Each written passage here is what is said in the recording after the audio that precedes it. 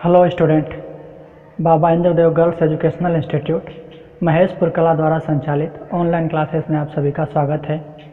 आज हम डीएलएड द्वितीय सेमेस्टर से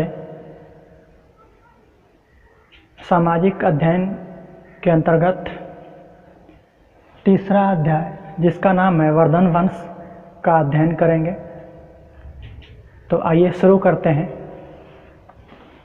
वर्धन वंश का संस्थापक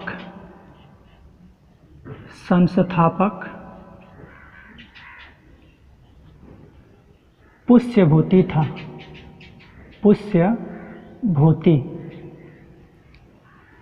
इसीलिए वर्धन वंश को पुष्यभूति वंश भी कहा जाता है। पुष्यभूति वंश भी कहा जाता है। पुष्यभूति वंश की राजधानी या वर्धन वंश की राजधानी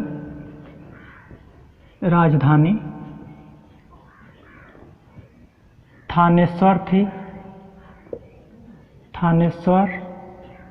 थी। ये थानेश्वर हरियाणा में स्थित है।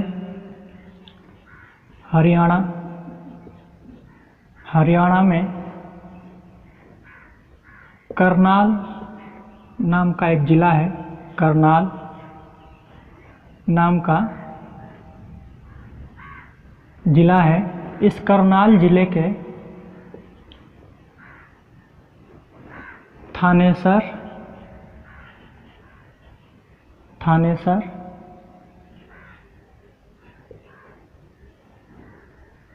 नामक स्थान पर स्थित है। वर्धन वंश की राजधानी थानेश्वर हरियाणा में करनाल जिले में स्थित है। वर्तमान में उस स्थान को थानेसर नाम से जाना जाता है। अब इसके बाद आइए देखते हैं कि पुरातात्विक साक्ष्यों के अनुसार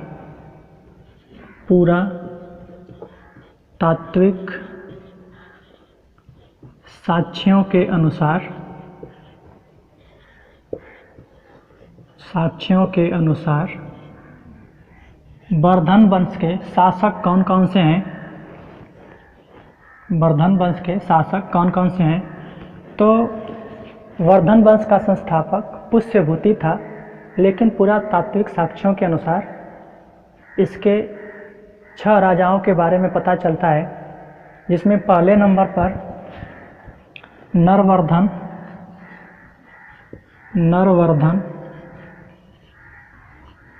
दूसरे नंबर पर राज्यवर्धन,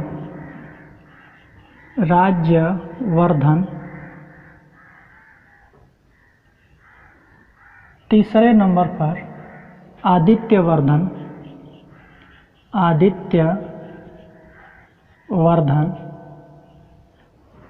चौथे नंबर पर प्रभाकर वर्धन, पांचवा शासक राज्यवर्धन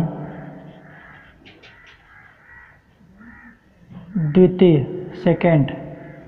राज्यवर्धन सेकेंड, और छठवां और अंतिम शासक हर्षवर्धन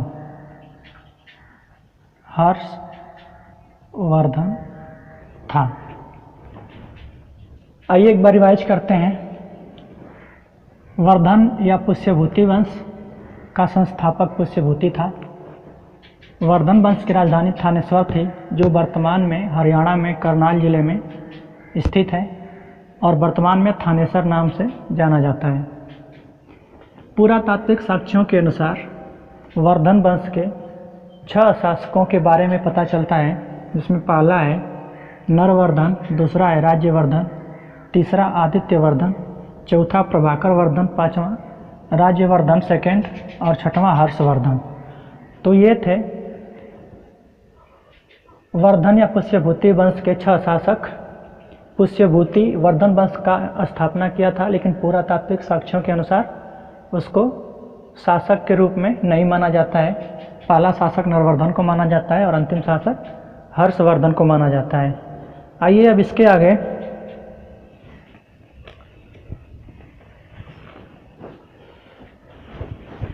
इसके आगे अब हम लोग हर्षवर्धन के बारे में पढ़ेंगे। हर्षवर्धन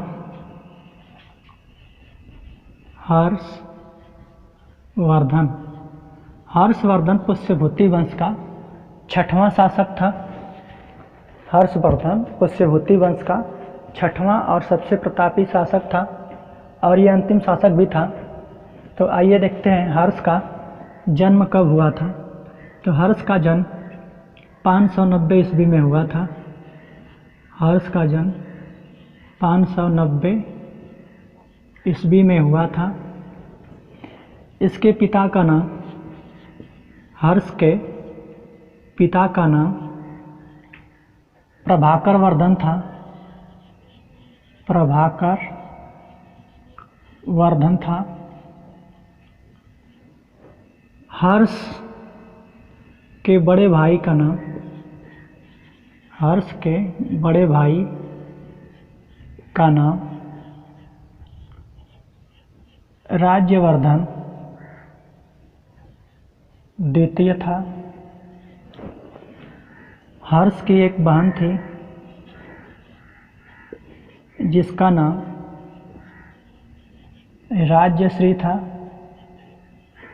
और हर्ष के बहनोई का नाम, हर्ष के बहनोई का नाम देवगुप्त था। देवगुप्त था। हर्ष के बहनोई का नाम गृहवर्मा था। गृहवर्मा था। यह गृहवर्मा कन्नौज का शासक था। कन्नौज का शासक था। कन्नौज का शासक था। आइए इसको एक बार रिपीट करते हैं। हर्षवर्धन का जन्म 590 ईस्वी में हुआ था। इसके पिता का नाम प्रभाकर वर्धन था। इसके बड़े भाई का नाम राज्यवर्धन द्वितीय था और इसकी बहन का नाम राज्यश्री था और इसके बहनोई का नाम गृहवर्मा था।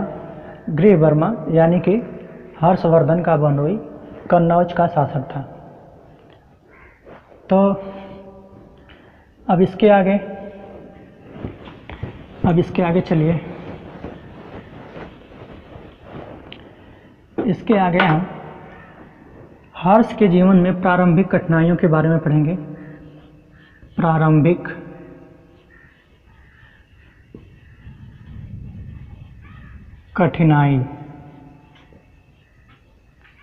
कठिनाइयाँ। हर्ष के जीवन में प्रारंभिक कठिनाइयों के बारे में हम पढ़ेंगे। तो जब हर्ष मात्र 16 वर्ष का था तभी उसके भाई राज्यवर्धन द्वितीय की छल से हत्या कर दी जाती है और हत्या करने वाले 2 लोग थे। पहले का नाम था गौण नरेश शशांक। गौण नरेश शशांक और दूसरा था मालवा का शासक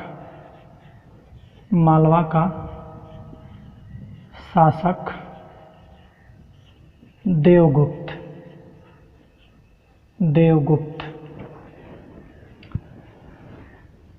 गौण नरेश शशांक और मालवा का शासक देवगुप्त गृहवर्मा के राज्य कन्नौज पर आक्रमण कर देते हैं और इन दोनों के आक्रमण में गृहवर्मा मारा जाता है और ये दोनों गृहवर्मा की बहन यानी हर्ष की बहन राज्यश्री को बंदी बना लेते हैं। जब इसकी खबर राज्यवर्धन द्वितीय को लगती है तो राज्यवर्धन द्वितीय मालवा पर आक्रमण करता है, लेकिन वहाँ पर उसकी हत्या कर दी जाती है छल से। और यह खबर जब हर्ष सुनता है तो वह व्याकुल हो जाता है। उस समय हर्ष की आयु मात्र 16 वर्ष थी, लेकिन हर्ष ने साहस के साथ काम लिया और 606 ईस्वी में हर्ष ने 606 ईस्वी में गद्दी